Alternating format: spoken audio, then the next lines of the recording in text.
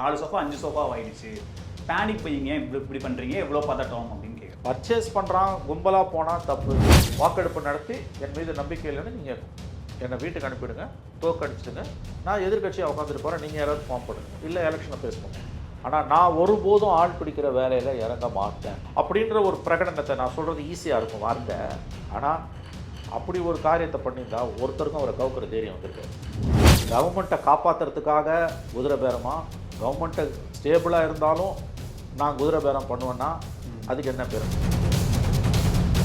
நீங்கள் குதிரை பேரன்றீங்களே, உங்களுக்கு என்ன தார்மீக தகுதி இருக்குது இதை பேசுறதுக்கு? வைத்தியலிங்கத்தை உள்ளே இழுத்து போட்டு 28 கோடி ரூபாய் லஞ்ச வழக்கை நீங்கள் ரத்து பண்ணீங்களா? அது எந்த பேரம்? IUML 2, VCK 2 4, காங்கிரஸ் 5 9, இவங்க 4 13 பேரும் எழுதி கொடுக்குறேன், சத்தியம் பண்ணுறேன், வாபஸ் வாங்க மாட்டேன். நான் பொதுவெளியில் திரும்ப பேசினதை மட்டும் வச்சு சொல்கிறேன். அதை மட்டும் இன்றைக்கி நீ ப்ளே அவுட் பண்ணினா கடந்த 3 மாதங்களில் முரண்பாடுகளின் மூட்டையாக இருக்கிறார் Thiruma. Is a bundle of contradictions. தன்னுடைய நிலைப்பாட்டை திருமாவால் ஒருபோதும் நியாயப்படுத்த முடியாது.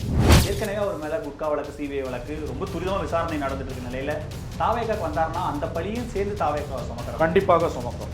விஜயபாஸ்கர் முன்னாள் சுகாதாரத்துறை அமைச்சர் விஜயபாஸ்கர் தாவேக்காவுக்கு வந்தால் கண்டிப்பாக தாவேக்காவோட நம்பகத்தன்மை மரியாதை கெடும்.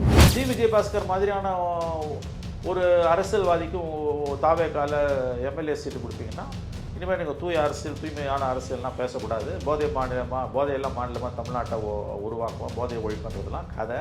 உங்கள் நம்பகத்தன்மையை நீங்கள் இழப்பீங்க. அதுதான் உதயநிதி இன்னைக்கு சொல்கிறாரு, இது ஒரு இந்த அரசு வந்து இந்த மாதிரி இருக்கிறதுனால பேனிக் பையிங் பண்ணுறாங்க MLA-க்களை. அப்புறம் கிட்டத்தட்ட 5 சோஃபா 4 சோஃபா 5 சோஃபா ஆயிடுச்சு, பேனிக் பையிங்க இப்படி பண்ணுறீங்க, எவ்வளோ பதட்டம் அப்படின்னு கேட்குறேன். அவங்களுக்கு பதட்டம் இருக்க தான் செய்யும். அவங்களுக்கு மெஜாரிட்டியில் பதட்டம் இருக்குது. நீங்கள் வேறு கவுந்துருன்றீங்க, அவங்க பேனிக் பையிங் போகிறாங்க. ஆனால் அது தூய சக்திக்கு அது தவறு தானே? அது கண்டிப்பாக தவறு தான், அதில் என்ன சந்தேகம். ஆனால் நீங்கள் ஒரு விஷயம் புரிஞ்சுக்கோங்களேன், ரெசிக்னேஷனை யாருமே ஸ்டாப் பண்ண முடியாது. ரெசிக்னேஷன்றது வந்து எந்த ஒரு MLA MPயோட அடிப்படையான ஒரு 38 நாள் ரெசிக்னேஷன் எப்படி தாராளமாக பண்ணலாம். நான் என்ன சொல்கிறேன், பர்ச்சேஸ் பண்ணுறான் கும்பலாக போனால் தப்பு, நீ விலைக்கு வாங்குற, அதனால தான் ஆன்டி டிஃபெக்ஷன்லாம் வருது. 1/3 2/3 ஆகணும், அப்புறம் மொத்தமாகவே கட்சியை வாங்கலான்னா இதே வாய் என்ன பேசும்? நாளைக்கு அவன் போகிறான், ஒரு வேளை ஆன்டி டிஃபெக்ஷன்லாம் இல்லைன்னா தைரியம் தான் ராஜினாமா பண்ணிட்டு போகிறான். அவன் ராஜினாமா பண்ணிட்டு போகிறான். ராஜினாமாவை எது ஒன்றுமே தடுக்காது. நான் உறுதியாக சொல்கிறேன், அது நீங்கள் அதை ஏற்றுக்கணும். யாரும் குதிரை பேரத்துக்குள்ள வருமா வராது? நீங்கள் மாரலி பேசுனீங்கன்னா டிஃபிகல்ட் ஏரியா அது. ஓகே. ஒரு ரெசிக்னேஷன்றது இப்போ எனக்கு பிடிக்கலங்க, அந்த கட்சியை பிடிக்கல, அந்த கொள்கை பிடிக்கல, நான் வரேன். ஏதோ ஒரு முக்கியமான இஷ்யூ பண்ணுறான், நான் வரேன். இப்போ நான் இப்படி கேட்குறேங்க, நீங்கள் வந்து ஏதோ ஒரு பிரச்சனையில் வந்து திடீர்னு BJP ஆதரிக்கிறதுன்னு 22 MPs முடிவு பண்ணுறாங்க. நாளைக்கு முடிவு பண்ணுறாங்க. இப்போ ஒரு நேஷன் ஒன் எலெக்ஷனில் ஏதோ பிரச்சனை அவங்களுக்கு, விஜய் கிட்டேருந்து தப்பிக்கணும். ஒரே நேரத்தில் விஜயையும் சமாளிக்க முடியாது, மோடியும் சமாளிக்க முடியாது. 32 MPs இருக்குது. அதுதான் திமுக துருப்பு சீட்டு. 32 MPஸை வச்சு பார்லிமெண்ட்டில், லோக்சபா ராஜ்யசபாவில் மோடி கவர்மெண்ட்டுக்கு ஆதரவாக ஒரு நிலைப்பாடு எடுக்கிறாங்க. நேரடியாக ஓட்டு போட்டால் தான் மக்கள் வசைப்பாடுவார்கள், அதனால் வேணாம், நாங்கள் வாக் அவுட் பண்ணுறோம். அதில் ஒரு 2 MP அது புரியாமல் ராஜினாமா பண்ணுறாங்க. மனசாட்சி குத்துது அவங்களுக்கு. நான் ராஜினாமா பண்ணுறேன் இந்த பொசிஷன், அவங்கள குதிரை பேரன்னு சொல்லுவீங்களா? இல்லை, அப்போவுமே அந்த அரசுக்கு இப்போ மெஜாரிட்டி இருக்கு. இல்லை மெரிட் ஸ்கூலில் போகாதீங்க. கவர்மெண்ட்டை காப்பாற்றுறதுக்காக குதிரை பேரமாக, கவர்மெண்ட்டை ஸ்டேபிளாக இருந்தாலும் நான் குதிரை பேரம் பண்ணுவேன்னா அதுக்கு என்ன பேர்? நான் சொல்கிறேன், பன்னீர்செல்வம், மனோஜ் பாண்டியன், வைத்தியலிங்கம்லாம் எதுக்கு போனாங்க? அவங்க ஆட்சியோட இறுதியில் தானே சார் வந்தாங்க. இறுதியில் போனாங்களோ முதல்ல போனாங்களோ? அரசுக்கு மெஜாரிட்டி இல்லை. இந்த இடத்துல தான் தப்பு பண்ணுறீங்க. தனிப்பட்ட லாபம் என்பது அரசின் லாபம், தனிப்பட்ட லாபம்னு நீங்கள் பார்த்தீங்கன்னா ரெண்டும் ஒன்று தான். வைத்தியலிங்கம் கேஸ் எடுத்துக்கோங்க உதாரணத்துக்கு. அவர் மேலே 28 கோடி ரூபாய்க்கான அப்பட்டமான ஊழல் வழக்கு. அவர் வீட்டு வசதித்துறை அமைச்சராக இருக்கும்போது கட்டிடங்கள் கட்டுறதுல வந்து மிகப்பெரிய அளவில் அனுமதி கொடுத்ததில் ஊழல் பண்ணாருன்றது இதே ஸ்டாலின் கவர்மெண்ட் போட்ட DVSC கேஸு. அதன் பிறகு அதுக்குள்ளே ED வருது. அவர் வந்து திமுகவில் சேர்ந்தவுடனே புனிதராயிடுறாரு. வரலாறுல இல்லாத அளவுக்கு DVSC போய் கேஸை வாபஸ் வாங்குறான். அப்படிலாம் வாபஸே வாங்க முடியாது. உச்சநீதிமன்றத்தோட பல தீர்ப்புகள் இருக்குது. இன்னும் சொல்ல போனால் அந்த கேஸ் வந்து செஷன்ஸ் கோர்ட்டுக்கு எப்படி வந்ததுன்னு எனக்கு புரியல. ஆனால் MPs MLA ஸ்பெஷல் கோர்ட்டுக்கு போகணும். சரி, அது ஒரு பிரச்சனை. அது எப்படி செஷன்ஸுக்கு வந்தது, ஸ்பெஷல் கோர்ட்டுக்கு போகாமனது எனக்கு புரியல. அதுக்கு ஏதாவது காரணங்கள் இருக்கலாம், டெக்னிக்கல் ரீசன்ஸ். வாபஸ் எப்படி வாங்குவீங்க? வாபஸ் வாங்குறதுல இருக்க ட்வின் அட்வான்டேஜ், DVSC கேஸ்லேருந்து தப்பிக்கிறாரு, ப்ரெடிகேட் அஃபென்ஸ் கொலாப்ஸ்ன்றதுனால ED கேஸ்லேருந்து தப்பிக்கிறாரு. நீதிமன்றம் வழக்கே முடிச்சு வைக்குது. இப்போ போய் ரீஓப்பன் பண்ணுறாங்க. நீங்க குதிரை பேரன்றீங்களே, உங்களுக்கு என்ன தார்மீக தகுதி இருக்குது இதை பேசுறதுக்கு? வைத்தியலிங்கத்தை உள்ள இழுத்து போட்டு 28 கோடி ரூபாய் லஞ்ச வழக்கை நீங்க ரத்து பண்ணீங்களா? அது எந்த பேரம்? ஆட்சியை காப்பாத்துறதுன்றதெல்லாம் உங்க வியாகியானம். அவரு அந்த இதுல எக்ஸ்பெல்டா தான் இருந்தார் 3 வருஷம். திரும்ப உங்ககிட்ட வந்து சேரும்போது கிட்ப்ரோக்காவா எம்எல்ஏ சீட்டும் கொடுக்குறீங்க, கேஸையும் வாபஸ் வாங்குறீங்க. இல்ல அவங்க அதான் சொல்றாங்க, இறுதி ஆட்சியோட ஒரு 6 இத மாசம் பாருங்க, இறுதியோ முதலோ முக்காலோ காலோ அரைக்காலோ கிடையாதுங்க. பலன் அரசுக்கு ஏற்பட்டாலும் தனிநபர்களுக்கு ஏற்பட்டாலும் ஒண்ணு தானே. திராவிட முன்னேற்ற கழகம் என்ற கட்சிக்கு வைத்திலிங்கம் உள்ள வந்ததால வந்த லாபம் என்ன? அந்த தொகுதியில வலுவான கேண்டிடேட் நாங்க ஜெயிப்போம், எங்களுக்கு ஒரு எம்எல்ஏ ஜெயிச்சிட்டார். நீங்க கொடுத்த பிரத்யுபகாரம் என்ன? டிவிஎஸ்சி கேஸை வாபஸ் வாங்குறீங்க. அதாவது வந்து அப்பட்டமா சட்டத்தை முகத்துல காரி துப்புன கதை இது. மோடி வந்து யார் உள்ள சேர்த்தாலும் வாஷிங் மிஷின்ல போட்டு தோச்சி எடுத்து கிளீன் பண்ணிடுறாங்க. அதுதான் நீங்க பண்ணீங்க. திமுக இப்படி பண்ணுதுன்னா அப்ப தூய சக்தியை வந்து தாவே அதுக்கு அடுத்து வரும்ன்றா. தூய சக்தின்னு அவங்க சொன்னாங்க, நான் சொன்னேனா? நான் சொல்லலையே. இட்ஸ் எட் அனதர் பார்ட்டி, அவ்வளவுதான். உன் பிரச்சனை தூய சக்தின்னா சொல்லாத, விட்டுப்போ. விஜய கேள்வி கேட்கிற தார்மீக உரிமை திமுக எங்க இருக்கு? ஓகே, வைத்திலிங்கன்னு ஒரு அரசியல்வாதி, உங்க கவர்மெண்ட் சொல்லுது அவர் 28 கோடி லஞ்சம் வாங்கினார், அதை வச்சு ஈடி உள்ள வருது. நாளைக்கு உங்ககிட்ட அவர் வந்து எந்த முகத்தை வச்சுக்கிட்டு போய் நீங்க வாபஸ் வாங்கினீங்க? இது அப்படியே முகுல் ராய்க்கு, இந்த செத்து போனார் அஜித் பவாருக்கு, இவங்களுக்கெல்லாம் பிஜேபி பண்ணதை நீங்க வைத்திலிங்கத்துக்கு திமுக அதிமுக ஓடி வந்தவங்க அத்தனை பேருக்கு உள்ளே வந்துட்டாரு முதலமைச்சர். அப்ப நீங்க எதுக்கு விஜய் பத்தி பேசுறதுக்கு உங்களுக்கு என்ன தகுதி இருக்குது? அரசியல்வாதிகள் அத்தனை பேரும் ஒரே குட்டையில் உரிய மட்டைகள் தான். கவர்மெண்ட்டை காப்பாத்துறதுக்கு பண்றாங்க. முதல்ல பண்ண வேற, நீங்க ஜெயிக்கிறதுக்காக பண்றீங்க, அவங்க ஜெயிச்ச பிறகு கட்சியை காப்பாத்துறதுக்கு பண்றாங்க. தூய சக்தி தான். தூய சக்தின்னு யார் சொன்னா? அவரு தான். அவன் அப்படிதான் பேசுவாங்க. அதை கேள்வி கேளுங்க நீங்க. விஜய் குதிரை பேரன்னு சொல்றதுக்கான எந்த தார்மீக உரிமையும், சோஃபா மாடல்னு சொல்றதுக்கான எந்த தார்மீக உரிமையும் திமுக கிடையாது. நீங்க கண்ணு முன்னால் நடந்தது இத்தனையும். ஆனா கூட இருக்கிற கட்சிகளே அதை ஆதரிக்கலையே சார். சிபிஎம் அடுத்த விஷயம் அது நீங்க கோல் போஸ்ட்டை மாத்திக்கிட்டே போறீங்க. ஆதரிக்கலன்னா வாபஸ் வாங்கிட்டு வர வேண்டியதானே? அவங்க அதான் சொல்றாங்க, நாங்க தடுத்து நிறுத்தலனா இன்னும் அந்த நம்பர் அதிகரிச்சு. அதெல்லாம் சும்மா கதை, அதெல்லாம் இவங்களா பேசிக்கிறாங்க. எனக்கு என்னமோ அதில் நம்பிக்கை இல்லை. அது வேற காரணங்களால் நின்று இருக்குது. வெளிப்படையா சண்முகம் அப்படிதான் சண்முகம் சொல்லுவாரு, திரும்ப சொல்லுவாரு. அவங்க திருப்திக்கு அவங்க சொல்லிக்கிறாங்க. நாங்க ஸ்டாப் பண்ணலனா இந்த நம்பர்ஸ் அதிகரிச்சுட்டே போகும்னு சொல்றாரு. இல்லங்க, நான் அதுக்கப்புறம் தான் விஜய் பாஸ்கர் ராஜினாமா. அதான் நான் கேட்கறேன். இவங்க என்ன சொல்றது? இவங்களுக்கு அவ்வளவு பேர் இன்ஃப்ளூயன்ஸ் இருக்கா? அப்ப அந்த 4 பேர் மட்டும் எதுக்கு விட்டீங்க? அதே தடுத்துருக்கணும் இல்ல? நீ ஒருத்த கூட வரக்கூடாதுல்ல. இது பாருங்க, இது ஹாட் பாலிடிக்ஸ். 2 கட்டானா போய் அவர் மாட்டிக்கிட்டார். 10 சீட்டு கம்மியா இருந்தனா எதிர்கட்சியா உட்காந்துருப்பாரு. 10 சீட்டு கூட வந்து கம்ஃபர்டபுளா இருப்பாரு. 2 கட்டானா சிக்கிச்சு. ரொம்ப டெலிகேட் நம்பர் இது, நாஸ்டி நம்பர் 107ன்றது. முன்னாலையும் போக முடியல, பின்னாலையும் வர முடியல. இவ்வளவு தூரம் வந்துட்டு இன்னொரு எலெக்ஷன் வச்சு 118 தெரியாது நமக்கு. இன்னும் யாருக்குமே மெஜாரிட்டி இல்லாம கந்தரகாலமா கூட போகலாம். அப்போ அவர் என்ன பண்றாரு? எப்படின்னா அந்த இன்னொரு 5 சீட்டாவது வாங்கிடணும்னு அவர் பாக்குறாரு. 112வது வந்துடணும். வந்ததுன்னா காங்கிரஸோட 5 இருக்குது, அமமுக 1 இருக்குது, ஐயுஎம்எல் யாரும் விட்டு போக மாட்டாங்க, எழுதி வச்சுக்கோங்க. ஐயுஎம்எல் 2, விசிகா 2, 4, காங்கிரஸ் 5, 9, இவங்க 4, 13 பேரும் எழுதி கொடுக்குறேன், சத்தியம் பண்றேன், வாபஸ் வாங்க மாட்டாங்க. பேசுவாங்க. அதிகாரம் என்பது என்ன? யார் ராஜினாமா பண்ணிருக்கா இது வரைக்கும்? நான் கேட்கறேன், எந்த மந்திரி பண்ணிருக்கான்? அதை தூக்கி அடிச்சுட்டு வந்தவங்க யார்? விசிகாவையா அப்படி நினைக்கிறீங்கன்னு அவர் கேட்கிறேன். நான் இப்ப கூட நினைச்சா அமைச்சரவையில செஞ்சு காமிக்கிற இதெல்லாம் வந்து பேச்சு வந்து சவால் விடுற பேச்சுங்க. இதெல்லாம் பேச்சு. முதல்ல இவர் சொன்னா அவர் கேட்பாரான்னு ஒரு முக்கியமான கேள்வி வருது. 1 years பதவிங்க, தயவு செஞ்சு புரிஞ்சுக்கோங்க. பதவின்றது அது அது அது அது அனுபவிச்சவங்களுக்கு அது தெரியும். அதை விட்டுட்டு வரலாம். வைகோ எப்படி புலம்புறாரு வைகோ? எனக்கு தெரிஞ்சு இந்திய வரலாறுல, தமிழ்நாடு வரலாறுல அது துச்சமான தூக்கி எறிஞ்ச ஒரே நபர் வாழப்பாடி ராமமூர்த்தி. காவேரி பிரச்சனைக்காக 92, 93 தூக்கி அடிச்சுட்டு வந்தார். 1000 விமர்சனம் பண்ணாலும் அதை விட யூனியன் மினிஸ்டர் தூக்கி அடிச்சுட்டு வந்தவர், யூனியன் லேபர் மினிஸ்டர். அதை தவிர வாழப்பாடியை தவிர ஒருத்தருக்கும் அதை பற்றி பேச தார்மீக உரிமையோ தகுதியோ கிடையாது. அதனால இவங்க யாரும் வரமாட்டாங்க. திருமாலாம் பெரிய அளவில் பேச்சுக்களை பேசலாம், வரமாட்டார். என்ன வேணா பேசலாம். அதுவும் கடந்த 3 மாதங்களாக அவர் என்னென்னமோ பேசி கொண்டிருக்கிறார். காலையில் ஒரு பேச்சு, மத்தியானம் ஒரு பேச்சு, சாயங்காலம் ஒரு பேச்சு, மறுநாள் காலையில் மாற்றி பேசுகிறார். அவர் முதலமைச்சராகிற விஷயத்தை பற்றி கூட வந்து கார்த்திகை செல்வன் நியூஸ் 18 கொடுத்த பேட்டியில், அந்த பேட்டியை ஒரு பக்கம் ஓட விடுங்க, இந்த பக்கம் புதிய தலைமுறையில் கடந்த வாரம் பேசின பேட்டியை ஒரு பக்கம் ஓட விடுங்க. எவ்வளோ முரண்பாடு!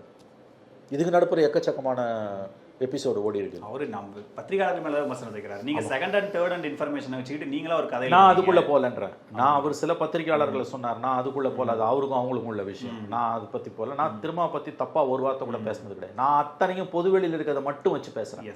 அந்த பத்திரிகையாளர்கள் இன்சைட் இன்ஃபர்மேஷன் பேசியிருக்கலாம், அப்படி பேசியிருந்தா அது தவறு. ஃபர்ஸ்ட் டைம் நான் தான்றாரு. இல்ல நான் அவரு அந்த பத்திரிகையாளர்களோட திரும்ப இருக்கக்கூடிய பிரச்சனை பத்தி எனக்கு கவலை கிடையாது. அது அவருக்கும் அவங்களுக்குமான பிரச்சனை. அதுல யார் பக்கம் நியாயம் அநியாயம் எனக்கு தெரியாது. அதுல திருமாவுக்கு பத்திரிகையாளர்களை விமர்சிக்கிற எல்லா உரிமையும் உண்டு. கண்டிப்பா நான் ஃபர்ஸ்ட் ஹேண்ட் இன்ஃபர்மேஷனை வச்சு தான் பேசுறேன். எனக்கும் திருமாவை பத்தி inside information off the record வந்து அதெல்லாம் ஒரு இடத்துல கூட நான் யூஸ் பண்ணதில்லை. நான் பொதுவெளியில திருமா பேசுனதை மட்டும் வச்சு சொல்றேன். அதை மட்டும் இன்னைக்கு நீ பிளே அவுட் பண்ணினா கடந்த 3 மாதங்கள்ல முரண்பாடுகளின் மூட்டையாக இருக்கிறார் Thiruma. Is a bundle of contradictions. தன்னுடைய நிலைப்பாட்டை திருமாவால் ஒருபோதும் நியாயப்படுத்த முடியாது. நான் உண்மையிலேயே வருத்தப்படுறேன். ஏன்னா காஷ்மீர்லேருந்து கன்னியாகுமரி வரைக்கும் பிஜேபிக்கு வேலை போகாத கடந்த 12 ஆண்டுகளில் நாடறிந்த ஒரே தலித் தலைவர்னா அது திருமா தான். அவருக்கு ஏன் இந்த தடுமாற்றம், ஏன் இந்த குழப்பம் வந்ததுன்னு எனக்கு உண்மையிலேயே புரியல. எனக்கு சத்தியமாக எனக்கு புரியல. ஆகவே நான் இதை எப்படி பார்க்குறேன்னா, இந்த கூட்டணி கட்சிகள் நாங்கள் வெளியில் வந்துடுவோம்லாம் சும்மா அதெல்லாம் கதை, அதெல்லாம் வர மாட்டாங்க. வந்து தான் பாருங்களேன், தைரியம் தான் வந்து பாருங்க, எங்கே போவீங்க? கரெக்ட். உங்கள் வார்த்தைப்படி பார்த்தா பிஜேபி உள்ளே வந்துடும். நீ 5 வருஷம் இந்த கவர்மெண்ட்டை காப்பாற்றணும். இப்போ இப்போ விஜயபாஸ்கர் ராஜினாமா பண்ணிட்டாரு. தாவேகா பக்கம் வரணும்னு அவங்க நிர்வாகிகள்லாம் தீர்மானம் நிறைவேற்றுறாங்க. அவரும் அங்கே தான் நகர்ற மாதிரி தான் தெரியுது. ஏற்கனவே அவர் மேலே குட்கா வழக்கு, சிபிஐ வழக்கு ரொம்ப துரிதமாக விசாரணை நடந்துட்டு இருக்க நிலையில தாவேகாக்கு வந்தாருன்னா அந்த பழியும் சேர்ந்து தாவேகா சுமக்கிற கண்டிப்பாக சுமக்கும். விஜயபாஸ்கர் முன்னாள் சுகாதாரத்துறை அமைச்சர் விஜயபாஸ்கர் தாவேகாவுக்கு வந்தால் கண்டிப்பாக தாவேகாவோட நம்பகத்தன்மை, மரியாதை கெடும். தூய சக்தி என்று தன்னை சொல்லிக் கொள்ளக்கூடிய தார்மீக தகுதியை, உரிமையை, அருகதையை தாவேகா இழக்கும். இந்த விஜயபாஸ்கர் என்ற அந்த ஒரு அரசியல் தலைவர் அவங்க எடப்பாடி பழனிசாமி அரசில் மந்திரியாக இருக்கும் பொழுதே குட்கா வியாபாரத்தை ஃபெசிலிட்டேட் பண்ணார்னு அவர் மேலே பிவி ரமணான்னு ஒரு மந்திரி, 2 DGP rank officers D K. Rajendran and S. George இவங்க மேலே சிபிஐ இன்றைக்கு குற்றப்பத்திரிகை தாக்கல் செய்து அந்த வழக்கு விசாரணை நடந்து கொண்டிருக்கிறது. என்ன சார்ஜ்? மந்திரியாக இருக்கும்போது இவங்க எல்லாரும் 4 பேரும் சேர்ந்து இன்னும் சிலரும் குட்காவை, தடை செய்யப்பட்ட போதைப் பொருள் குட்காவை தமிழ்நாட்டில் விற்பனை செய்வதற்கு ஏற்பாடு செய்தார்கள். அதான சார்ஜ்?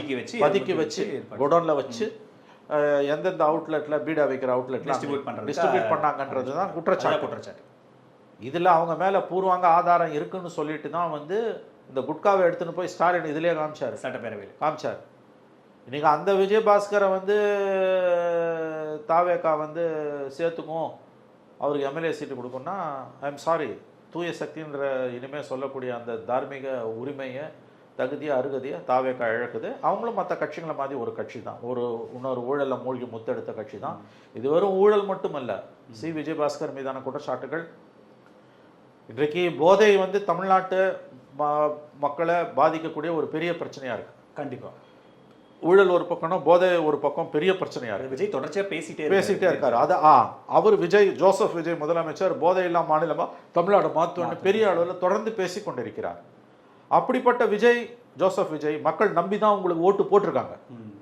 அப்ப நீங்க விஜயபாஸ்கர் மாதிரியான ஒரு அரசியல்வாதியை, எனக்கு தனிப்பட்ட முறையில் அவர் மேலே எந்த பகையும் கிடையாது, அவரை நான் பார்த்தது கூட கிடையாது.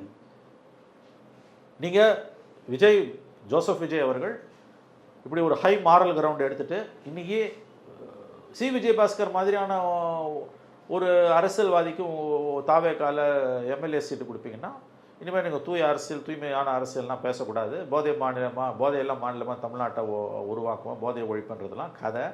உங்கள் நம்பகத்தன்மையை நீங்கள் இழப்பீர்கள். இல்லை, விராலிமலை புதுக்கோட்டை அவங்களுக்கும் ஒரு முகம் வேணும்னு தாவேகா எதிர்பார்க்குறேன். எனக்கு முகம் வேணும், அது வேணும், இது வேணுன்றதுலாம் உங்கள் பிரச்சனை.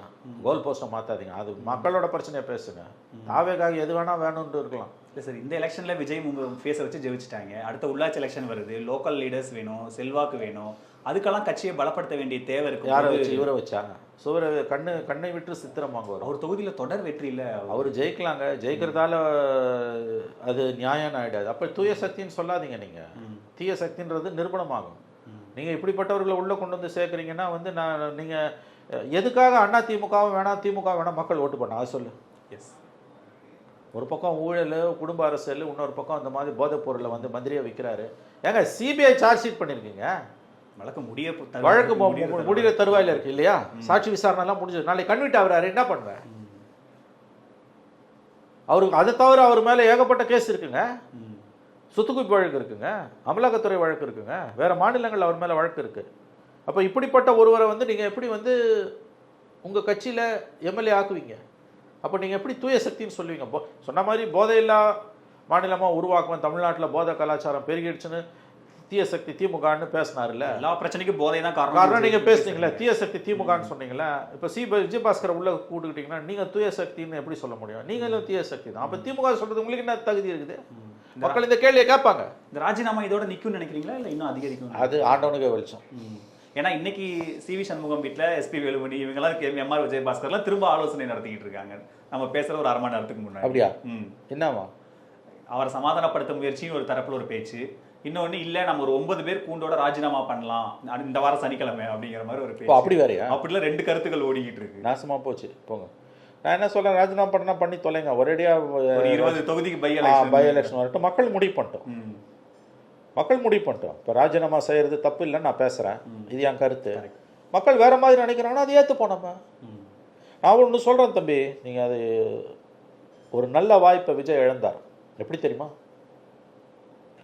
நல்லா கவனிங்க. அதாவது 107 சீட்டு கொடுத்தாங்கல்ல, இது அற்புதமான தீர்ப்பு, மிக அருமையான தீர்ப்பு. தனி மெஜாரிட்டி இல்லாமல் ஒரு 11 சீட்டு துண்டு விழுந்தது இல்லை, மிக அருமையான தீர்ப்பு. விஜய் என்ன பண்ணியிருக்கணும்? ஏன்னா இது ஒரு மாபெரும் மாபெரும் மாபெரும் சாதனை. 35% முதல் எலெக்ஷனில். நான் சொல்கிறேனே, நமக்கெல்லாம் அளவுகள் வந்து எம்ஜிஆர், அவரே 4 கட்சியை சேர்த்து தான் 30% தான் வாங்கினாரு. ஆனால் 130 சீட்டு வாங்கினார். தனியாக 35% 2 ஜாம்பவான்களை பழந்துன்னு கொட்டை போட்டவங்கள, ஒருத்தர் 75 வருஷம், ஒருத்தர் 55 54 வருஷம், அவங்கள காலி பண்ணிட்டு ஒரு 107 சீட்டு தான். மைனாரிட்டி கவர்மெண்ட்டாகவே நான் ரன் பண்ண போகிறேன்.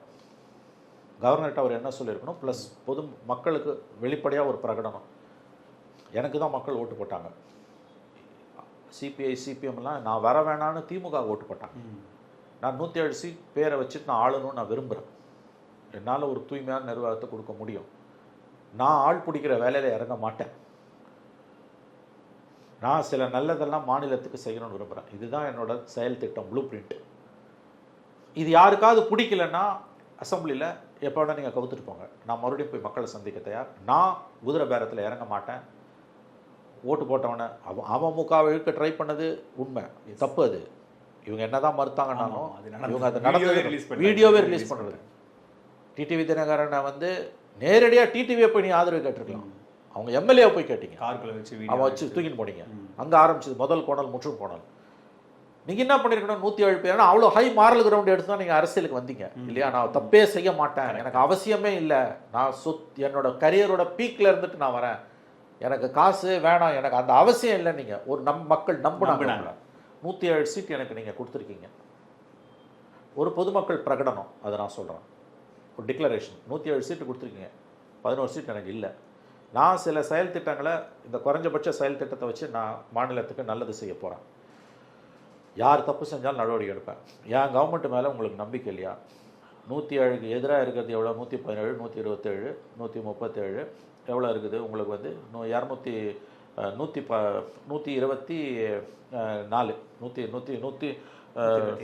127. நீங்கள் எனி டைம் என்னை கவுத்துக்கோங்க.